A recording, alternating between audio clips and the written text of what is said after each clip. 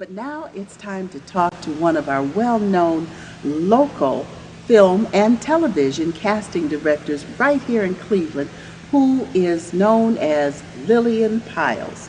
No stranger to most of us in the performing arts. So welcome, Lillian. Thank you. Glad you could join James and me for a brief discussion about all the wonderful things you are doing in the Northeast Ohio area. So tell us, you are a casting director. Yes. What is a casting director? Casting director is the person that the production company calls to get all the talent together. Sometimes the principals, sometimes day players, oftentimes extras, of which I do operate. They tell me what they're looking for and I find it, then I present it to them. And when you say the production companies, you're talking about the studios, the independent film production companies? Yes. Yes. Which of the major studios have you done some work with? Well, I just finished Fun Size, which was a Paramount picture, which was very good. We just wrapped about 2-3 weeks ago. It was a film that took place Halloween. The whole thing is all Halloween night. So we had people in it. We had talent from ages 6 to about 18. We had a few 20s. We had 2 older, but that was it. It was basically a teen movie. And I think most of the people who saw you filming, especially up in Coventry, enjoyed that very much. It was a big production. Very big. And it was Victoria Justice. On Nickelodeon. Right. And when do you expect that to be released? Probably mid-year next year. We really never know. It just depends on how long post-production is going to be. They may bring in some more talent. At that point is when they do all their editing. So it just depends on how long, but it's probably mid-year next year. Now, when Sue introduced you, she said, our local talent, but we also know that you have national exposure. You've been in Hollywood, you've been in New York. Yes. And some of the films that you've been involved in, well, everyone knows them. Everything from Spider-Man to Antoine Fisher, the O in Ohio. What actually got you started as a casting director? Because that wasn't really where you began, was it? No, I started out as a production coordinator. Well, I started out as an assistant coordinator, and I worked my way up to being a production coordinator in New York and in LA. When I returned back to Cleveland, maybe about 12 or 13 years ago, I came back because I wanted to be closer to my parents. They were getting older and I was a little far away. And I was offered a job as casting extras for a TV. Karen Fields, who was our fearless leader, former fearless leader, David and Lee. David and Lee, and she, at that point it was Ford Agency. She hired me. She asked me if I would cast extras for a TV movie that she was casting, and I told her, yeah, I had never cast anything before, but as a production coordinator, you know everybody's job and you know what's required of everyone. So I already knew what to do. I just needed to get a crew together to do it, and we were very successful. And then I got the next one that she did, and then someone heard about that, and then I got hired, and I just moved on up the line. Well, that brings me back, let's go back a few steps further. You began as a production assistant. No, not as a production assistant, an assistant production coordinator. Okay, how did you get to that first position? What were you doing that caused you to land there? Well, after I graduated from college, a very good friend of mine was a coordinator, production coordinator in the industry. He hired me as his assistant, which you all know in this business, it's a lot of who you know rather than what you know, because it's all on the job training. So he hired me as his assistant and he taught me the business. Then once I got to a certain point, he turned me over to a lady by the name of Grace Blake, who is a very wonderful woman out of New York. And then she took me under her wing and she taught me the business. And from there, then I started out on my own. Okay. So that's you've been what I got. doing that as Lillian Pyles Casting. You've been doing that. Lillian for- Pyles Casting has been in existence for about 12 or 13 years I see. in Cleveland. In Cleveland. How is it that now that you've gotten your veteran experience status, do the production companies know to look for you, or do you have to kind of market yourself to the various production companies still? A little of both. Uh-huh. I am listed with the Greater Cleveland Film Commission, so often when films are coming, they'll check with them and see who is listed, and a lot of times I get jobs that way. Also, I get jobs by word of mouth, like when Denzel did Antoine Fisher. He recommended me to Charles Dutton, who was doing Against the Ropes, who Yes. was doing it someplace else. And then he said, you need to come to Cleveland. They've got some great actors. We got a good casting director. So that's how I got that job. And then I get a lot of jobs that way. Yeah. Now, I'm going to make an assumption, like many of us, I think. What are your thoughts about the fact that now Ohio has the film tax credits, and people like Ivan Schwartz and Chris Carmody have spent years trying to build the film industry here? What are your thoughts on, is this a good thing as far as you see it? Is it opening up opportunities for you as a director and for our Ohio talent? I think it's fabulous. I think it's something that Cleveland needs. Cleveland is like everywhere USA. It could be anything or any place you want it to be. And so are the people. We've got some absolute great talent here. Denzel Washington told me on Antoine Fisher that if he had known we had this caliber of actors here in Cleveland, he would have done the whole film here. So I think that says a lot, because it's coming from someone who is absolutely wonderful in the business. And of course, I he has the touched him. opportunity, Yes. by the way, to do And you that. touched at some him. point. I You shook his did, hands. Yes, I did. Nice. I haven't washed my hands in 10 years. That's why I don't shake your hand, but I love you. Yeah. You love me anyway. Absolutely. I do have a question for you from the point of view of an actor who goes before a casting director. Now, I've been in front of a lot of them, and the methods are often very different. One may simply want you to do an improv, another wants you to do a cold read, some will give you the sides in advance. What is your process as far as when you are about to cast a production and you want the actors to come in, or is there a set process, or do you vary it depending upon the project? The main thing, regardless of the project, is that they be on time for their audition. And they come audition ready. If I give you the sides, I want you to memorize them when you come before me. But like I say, the most important thing to me is that you be on time. You have the right attitude. You come in, you know you're going to be waiting a long time, so just be patient. Don't have anything else to do but this, because you never know how long it's going to take. I like for people to be attentive and know their lines, know what the movie is about, because I always let them know. But some directors like a cold read. They just want you to bring them right in, give them the sides right then and there and read. It just depends on them. But most times they let me run the auditions the way I like. And then once I find the best ones, then I present them to the director. And what is, not that you can say a percentage rate, because we know, well, the way this works, a lot of times if you have a talent agency, they will call you in before them and then submit the talent to the casting director. Sometimes the casting director is right there, if you have a talent agency, right there with you. And I forgot what my question was. Well, as far as the agencies are concerned, I always contact them.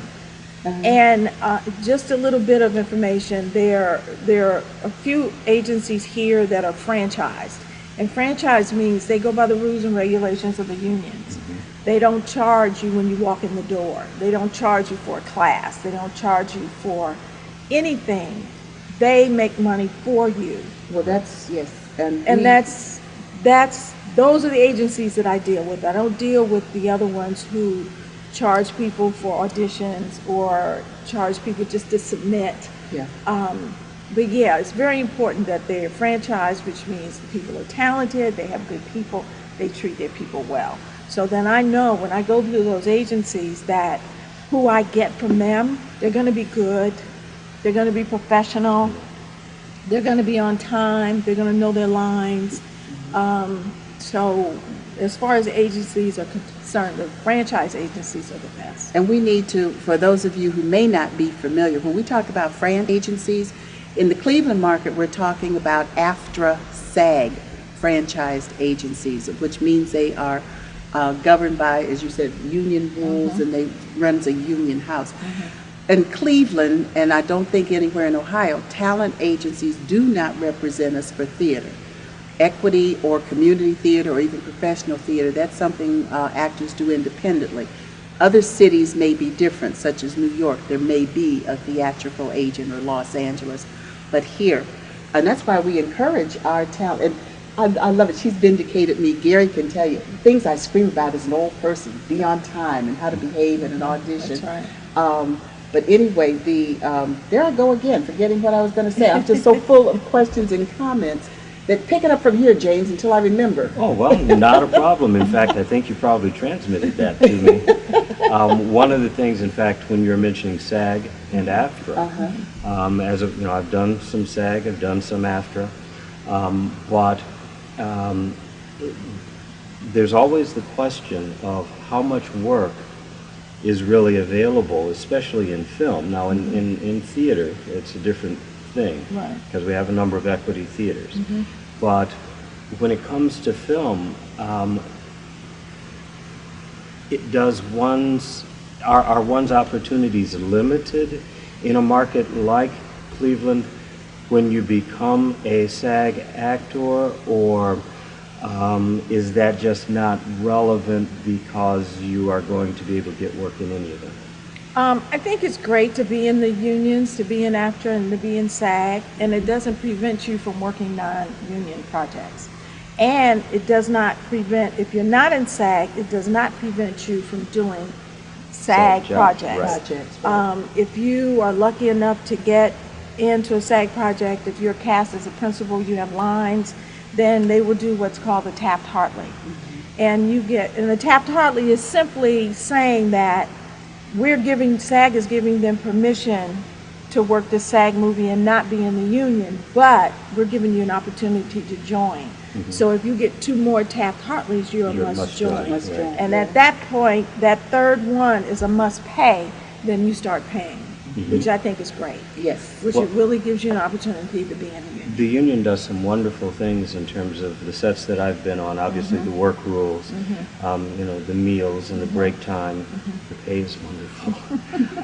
Who was it? Gene Zarzur has this at the site, Get Pay, You Got Pay, or something to that effect. Yes. And so now, is Cleveland the type of place where an aspiring film or television actor can really develop into something special in terms of making a living at it, or is it almost inevitable that one eventually ends up in Los Angeles? What would you have to say to actors who might be wondering, can I actually live in Cleveland and be a working actor?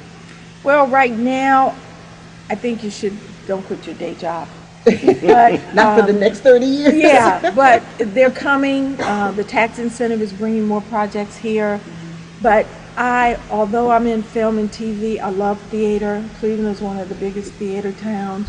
We've got some of the greatest theaters here. Right. And I tell people who want to be in the industry, go to the theaters, read the paper, go on the web, look and see what theaters are auditioning, go to auditions. Oh, more vindication. Oh, thank you so much. Lillian, please, don't let... I've heard that from someone else. Sue's, what's her?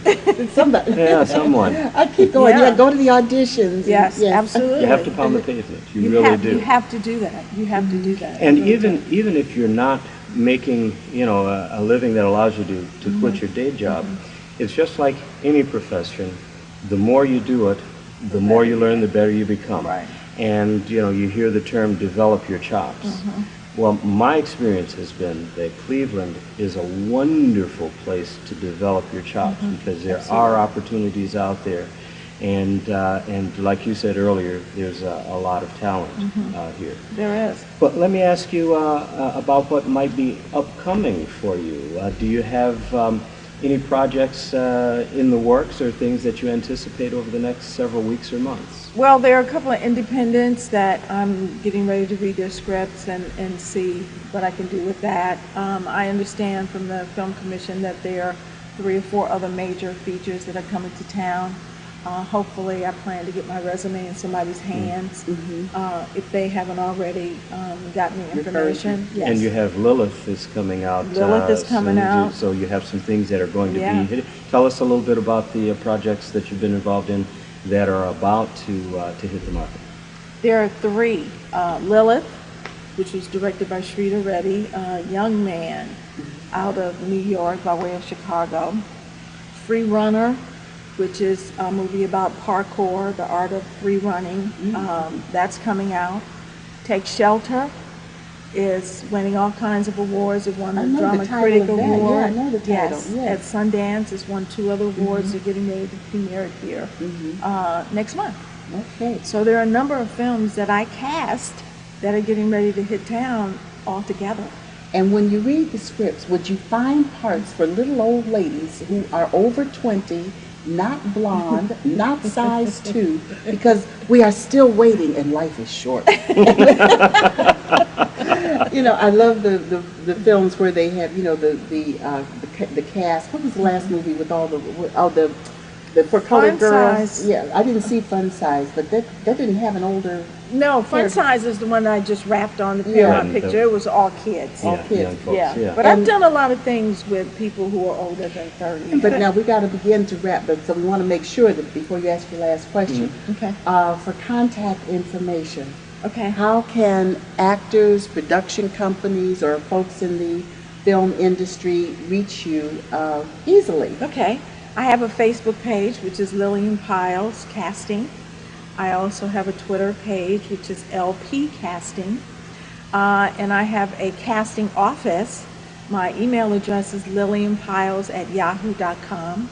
And my casting office number is 216-321-4862. Okay, and we'll run that on the screen for you so that you will be able to write that down and have immediate access to Lillian. James, you wanted to finish with one more question. It was one question because obviously as an actor, you want to go in front of that casting director being able to show them that you've done something, hopefully, or that it's worth doing something with you. Right. But so you put together your resume, you have your headshot.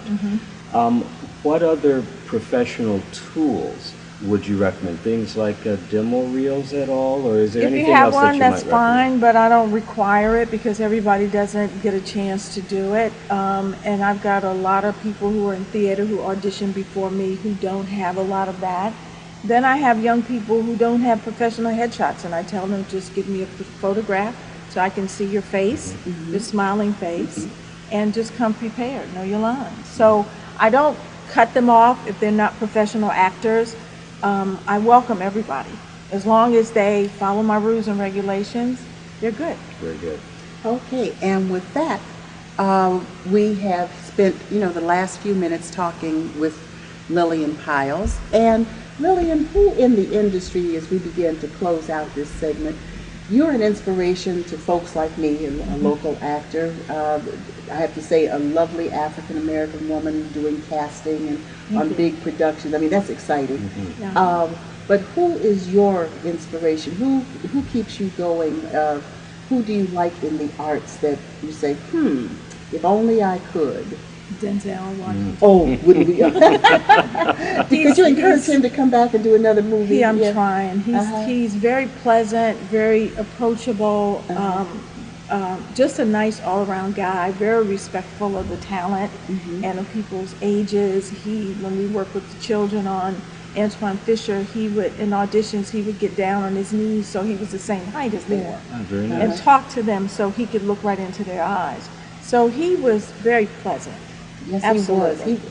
And that was his premiere That was directorially, that's right. his debut, and Absolutely. he was absolutely phenomenal. He was. We all just stood mesmerized watching him, and he was so, you could say, approachable. He was. Now, he was, of course, in the moment, he was dealing with stuff, but when he was off, he took time to speak to the background. Yes. I was a neighbor. I wasn't an extra. I was a family member. You were a family yes, member. I was a family member. Right.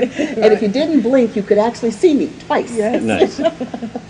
Yeah, but he is he's a special kind of people. Absolutely. So Denzel, if you're watching this, we invite you back to Cleveland, Lillian Pyles Casting, and James McGilvray, Sue Johnson, Gary Webster, and Karen Shepard would be delighted to audition. Well, let's skip the audition. Just hire us. Okay. Absolutely. Yeah, just tell Denzel, call Lillian and tell her that you need us four. Okay. That's right, and I endorse that. You endorse it. Lillian, you're a marvelous guest. Thank you. you. I'm Thank glad you we very finally much. connected. Me too. You've got a busy schedule. Yeah, And right now, I see that our second guest for the evening will be about ready to be showcased on our show.